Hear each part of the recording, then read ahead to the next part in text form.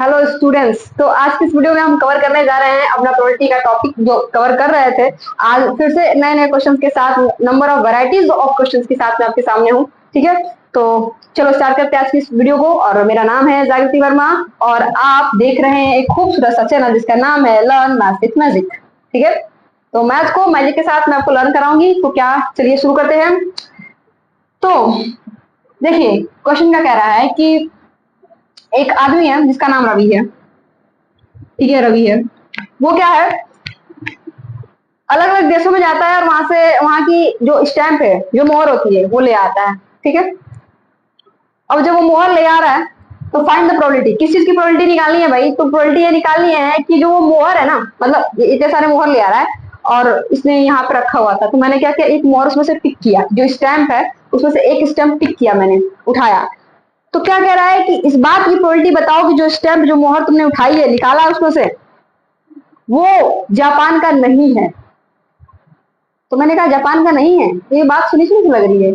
तो previous video में मैंने कराया था भाई कि नहीं के लिए क्या करते हैं, वन में से वो घटा देते हैं जो है। तो मैं एक काम कर लेती हूँ कि जो मोहर मैंने निकाला है, पहले मैं निकाल लेती हूँ कि जापान का है, और जब जापान का आ जाएगा तो उसमें वन में से माइनस कर लेंगे।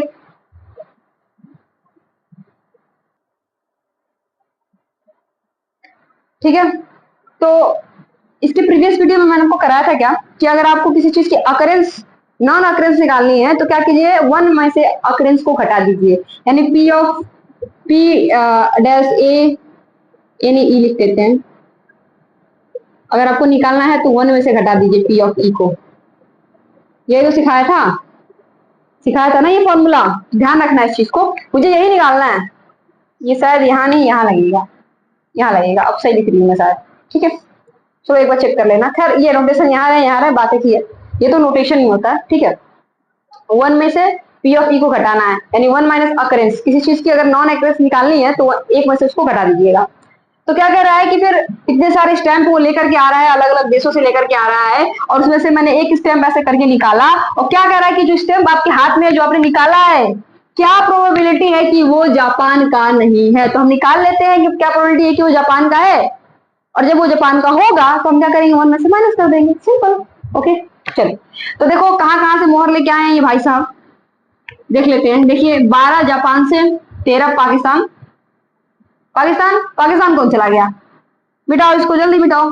पाकिस्तान का नाम मेरे बोर्ड पे लिखना, ब्लंडर हो गया भाई। पाकिस्तान नहीं जाना है, चलो किसी और देश का नाम लिख देते हैं, लेकिन पाकिस्तान नहीं। क्या लिखे? नेपाल। नेपाल लिख देते हैं। ये तो अपना प्यारा सा देश है, फिलहाल थोड़ा सा नखरा कर रहा है चाइना के साथ मिलकर, बट अच्छा है। ठीक है, चलो। तो एक काम करते हैं, हमें निकाल लेते हैं। तो हमें क्या करना है, पी ऑफ जापान निकालना है, जापान। तो क्या करेंगे, total upon favourable upon total. तो टोटल कितने हैं, देखो जोड़ लो, 3 2 5 1 6 और 2 1 3, 36। हमें फेवर क्या कर रहा है, हमें फेवर क्या कर रहा है, जापान। तो 12/36। ठीक है, ये मेरा क्या हो गया, जो स्टैंप मैंने निकाला, जो स्टैंप मैंने निकाला, देखो स्टैंप ऐसे सजा करके रखा हुआ था, मिक्स करके 12 जापान का, इसी में नेपाल का, फिर इंडिया का, ऐसे स्टैंप रखा हुआ था। मैंने एक निकाला और क्या कर रहा था, जो निकाला ना वो बताओ जापान का है कि नहीं है। तो टोटल तो 36 स्टैंप थे मेरे पास, लेकिन मुझे फेवर कौन सा कर रहा है, तो जापान वाला कर रहा है।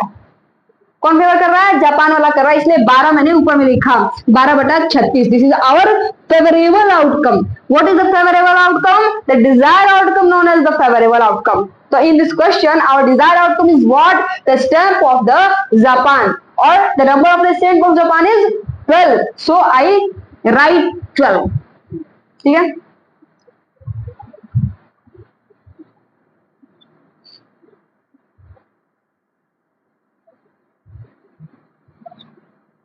तो ये काट देंगे। ठीक है, 12 का 12, 12 24, 12 36। ठीक, चलो। तो मुझे क्या करना है, नॉन अकरेंस निकालना है। तो पी डैश निकालेंगे जापान का, किसका, जापान का। तो वन में से माइनस हो जाएगा कितना, 1/3। तो दैट इज 2/3। ये है जो भी मैंने इसमें से निकाला है, जो भी इसमें से ऐसे करके मैंने निकाला है, वो जो स्टैंप मेरे हाथ में आया वो जापान का नहीं है। कहाँ का नहीं है, जापान का नहीं है। इस बात की प्रोबेबिलिटी कितनी है, 2/3 है। ठीक है, चलो आई होप ये क्वेश्चन समझ में आया होगा। तो मैं इसको मिटा लेती हूँ।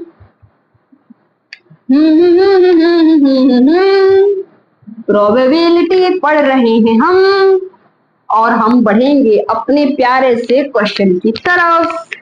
तो चलो कुछ मिठाइयों से इंट्रोड्यूस करवाती हूँ मैं तुमको। मिठाइयाँ क्या क्या हैं।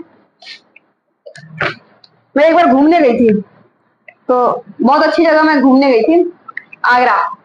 ठीक है, तो आगरा का ताजमहल का नाम सुना होगा। तो आगरा एक और चीज के लिए फेमस है, आगरे का पेठा काफी फेमस है। ठीक है, तो रंग बिरंगी पेठे मिलते हैं वहां पे, बहुत अलग अलग तरीके के पेठा मिलेगा तुमको वहां पे जाओगे तो, काफी और फ्लेवर भी रहता है। एक तो किसी ने मुझे पान पेठा खिलाया, और जब खाने के बाद सच में पान वाली फ्रेग्रेंस आ रही थी, फ्रेग्रेंस के साथ साथ वो टेस्ट भी पान जैसा आ रहा था।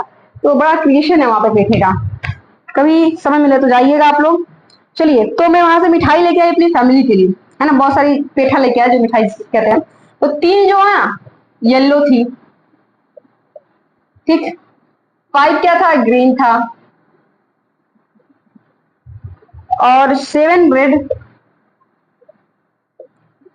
4 ऑरेंज। इसमें ये ऑरेंज वाला खाओगे ना तो संतरे वाला वो उसका फ्लेवर आता है, और 1 वाइट। ये तो हमारे यहाँ सब जगह मिलती है, बट वहां की कुछ खास बात है। और येलो वाले में मैंगो वाला फ्लेवर आ रहा था। ठीक है, तो चलो ये कुछ तरीके की मिठाइयाँ स्वीट्स में अपने फैमिली के लिए लेकर के आई।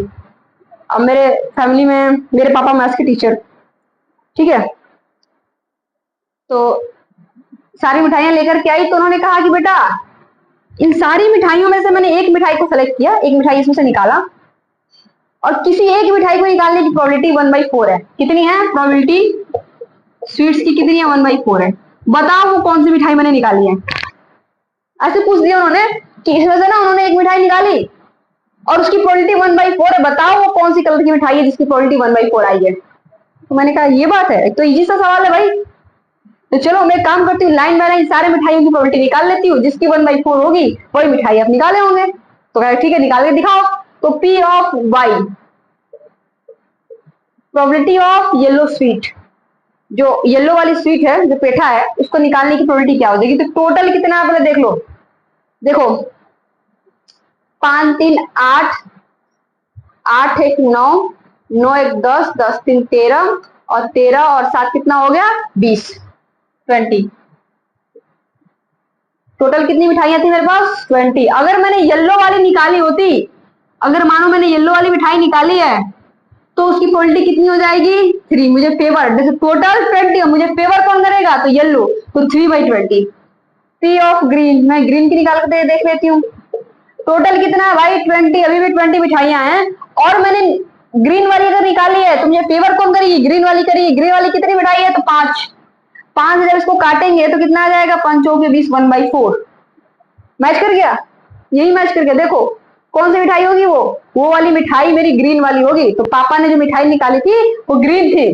कौन सी थी, ग्रीन। बाकी सबका भी निकाल सकते हैं यहाँ से, पी ऑफ रेड निकाल लो। तो रेड निकालेंगे तो टोटल मेरा कितना, 20, और मुझे फेवर क्या कर रहा है, तो 7। पी ऑफ क्या निकालना है भाई, ऑरेंज निकाल लो। तो ऑरेंज टोटल कितना, 20, मुझे फेवर कौन सा कर रहा है, ऑरेंज, तो 4। 4/20, इसका भी 1/4 आ रहा है। 4 5 30 5 आ रहा है। और व्हाइट निकाल लो, पी ऑफ व्हाइट, तो वो कितनी, ये कितनी देखो, टोटल 20, और मुझे फेवर कितनी कर रही है, एक, क्योंकि एक ही थी। तो 1/20, तो 1/4। तो बोला था ना कि प्रोबेबिलिटी ऑफ 1/4। तो देखो ये ग्रीन वाली मिठाई है जिसकी निकालने की प्रोबेबिलिटी कितनी है, 1/4 है। तो ये पापा का प्यारा सा क्वेश्चन था, सॉल्व हो गया। चलो तो अब नेक्स्ट क्वेश्चन की तरफ बढ़ते हैं। नेक्स्ट क्वेश्चन भी बहुत अच्छा है, इसको मैं मिटा लेती हूँ और आगे वाला क्वेश्चन आपसे कराती हूँ सॉल्व। क्वेश्चन क्या कह रहा है, ध्यान से सुनिएगा। कह रहा है कि एक मेरे पास यहाँ बीकर है, जार है, कांच का डिब्बा है, कुछ भी कह सकते हैं, ठीक है। अब देखो उसमें 7 रेड बॉल है, उसमें 5 ग्रीन बॉल है, और 8 ब्लू बॉल है, ठीक। अब क्या कह रहा है, क्वेश्चन कह रहा है पहला कि ब्लू ब्लू बॉल निकालने की प्रोबेबिलिटी बताइए। Find the probability of blue ball. और दूसरा क्वेश्चन क्या कह रहा है, if one green ball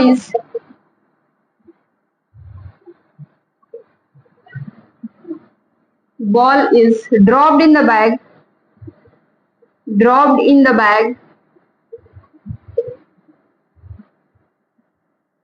then find the probability of find the blue ball, then find the probability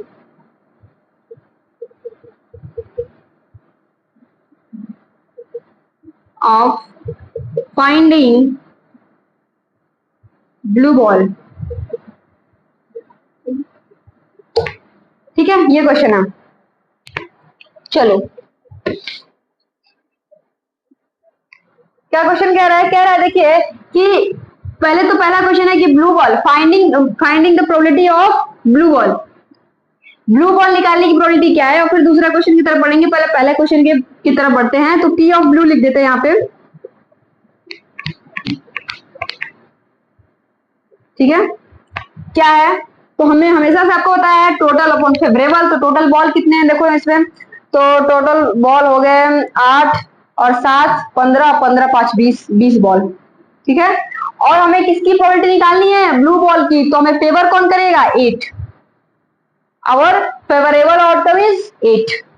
P of, अब फिर से कुछ निकालना है।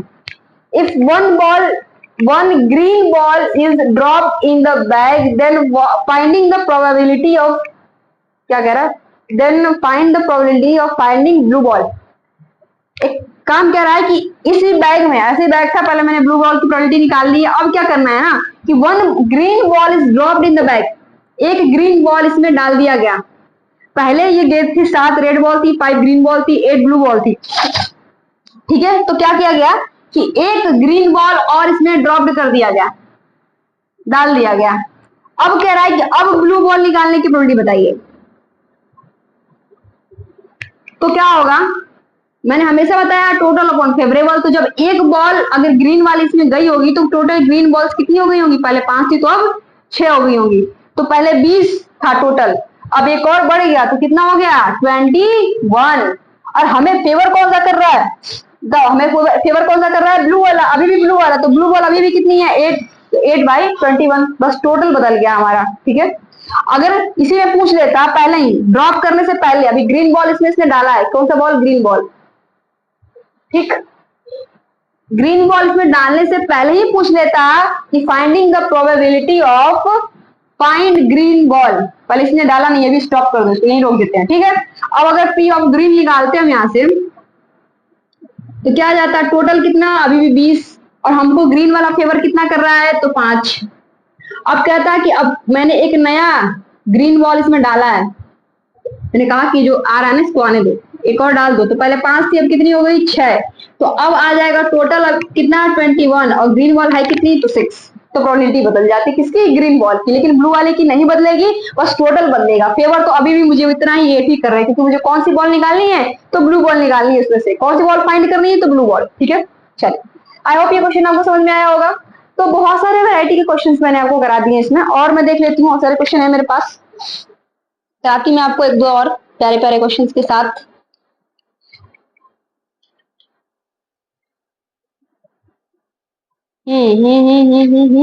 हाँ, लगभग मैंने आपको सारे वैरायटी के क्वेश्चंस करा दिए हैं। ठीक है, लगभग सारे वैरायटी के क्वेश्चन जिसमें आप फंस सकते थे, ये ड्रॉप करके निकालने वाला, फिर अभी डाल के फिर से निकाल भी सकते हैं। एक बार मैंने ग्रीन बॉल डाली, फिर से शेरवानी और रेड बॉल निकाल लिया, देन प्रोबेबिलिटी क्या हो जाएगी, 2 रेड बॉल निकाल लिया तो प्रोबेबिलिटी क्या हो जाएगी। इससे बहुत अच्छे अच्छे क्वेश्चन बनते हैं, और आगे जाके पढ़ेंगे तो इसी सारे क्वेश्चन पे आपको थ्योरम्स भी मिल जाएंगे। ठीक है, तो ये वाली वीडियो तो हमारी काफी छोटी रहेगी, क्योंकि इसमें बहुत सारे क्वेश्चन मैं आपको ऑलरेडी करा चुकी हूँ पहले, मतलब। ठीक, एक बार और मैं चेक कर लेती हूँ, कुछ रह तो नहीं गया आप लोगों के लिए, नहीं, चलो ठीक है। ठीक है, चलो हो गया। बहुत सारे क्वेश्चंस मैंने आपको करा दिया, एटलीस्ट एटमोस्ट का कॉन्सेप्ट समझा दिया, ये डाल के वाला बॉल से निकालने वाला कॉन्सेप्ट बता दिया, नहीं वाला बता दिया। मेरा जो मोटिव है ना, आपको वैरायटी ऑफ क्वेश्चंस कराना है, ठीक है। तो वो खत्म होती है और इसको मिटाना क्या, तो हो गया। ठीक, तो लगभग सारे वैरायटी के क्वेश्चंस मैंने आपको कवर करा दिए हैं। बेसिक अगर आप इस पर प्रैक्टिस करेंगे, इस वैरायटी के कोई भी क्वेश्चन आएगा आप सॉल्व कर लेंगे, ठीक है। सबसे ज्यादा दिक्कत होती है एटलीस्ट और एटमोस्ट के कॉन्सेप्ट में, जो कि मैंने यहाँ पे आपको क्लियर कर दिया है, ठीक है। अब आपको ये समझ में आया होगा, और अभी आपका क्लास 9 पूरी तरीके से कंप्लीट होता है, ठीक है। प्रोबेबिलिटी आपका लास्ट चैप्टर था, अब फर्दर हम क्लास 10 को स्टार्ट करेंगे, ठीक है। तो मिलेंगे आपसे नेक्स्ट वीडियो में, तब तक के लिए जय हिंद, टेक केयर।